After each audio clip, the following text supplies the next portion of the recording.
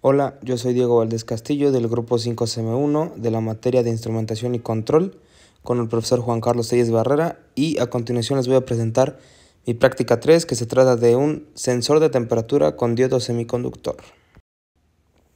Primero les mostraré el diagrama que están viendo ahorita, que es con el que nos basamos para realizar esta práctica. Al principio podemos ver que hay una fuente de alimentación de 5 volts y también es una fuente de corriente. Esta fuente de corriente entrega entre 4.4 mA hasta los 5 mA dependiendo del diodo que usemos. Podemos usar un diodo 1N4148, la familia de los 1N4000X, un diodo Zener, o hasta se puede hacer un transistor. Este diodo va a ser nuestro sensor de temperatura. En mi caso usé un 1N4007. Este diodo tiene aproximadamente un valor del voltaje de 0.6-0.7 volts. Es por eso que nuestra fórmula es los 5 volts menos los 0.6 volts del diodo entre la resistencia que hay ahí, que es de 1 kilo ohm, para que aproximadamente nos dé un valor de 4.4 mA, que es lo que estamos buscando, y nuestro circuito funcione bien. Después viene un amplificador operacional, el cual está conectado a un potenciómetro y a una resistencia de 50 kilo ohms y 1 kilo ohm en paralelo al negativo de este amplificador. La salida del amplificador va conectado directamente al voltímetro para poder medir los valores de voltaje correspondiente a la temperatura. En el amplificador operacional lo estamos amplificando 50 veces debido al valor de la sensibilidad, que es de menos 2 mA. Y con el potenciómetro vamos a ir variando y vamos a calibrar nuestro instrumento para poder manejar los valores de temperatura correspondientes que queramos.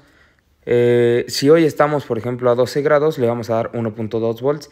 Si estamos a 28 grados, le vamos a dar 2.8 volts, y así respectivamente para cada valor. Aquí podemos observar el circuito donde está el potenciómetro, donde se encuentran las resistencias de 100 kilo ohms en paralelo para que funcionen como de 50 kilo ohms, y nuestro diodo sensor de temperatura.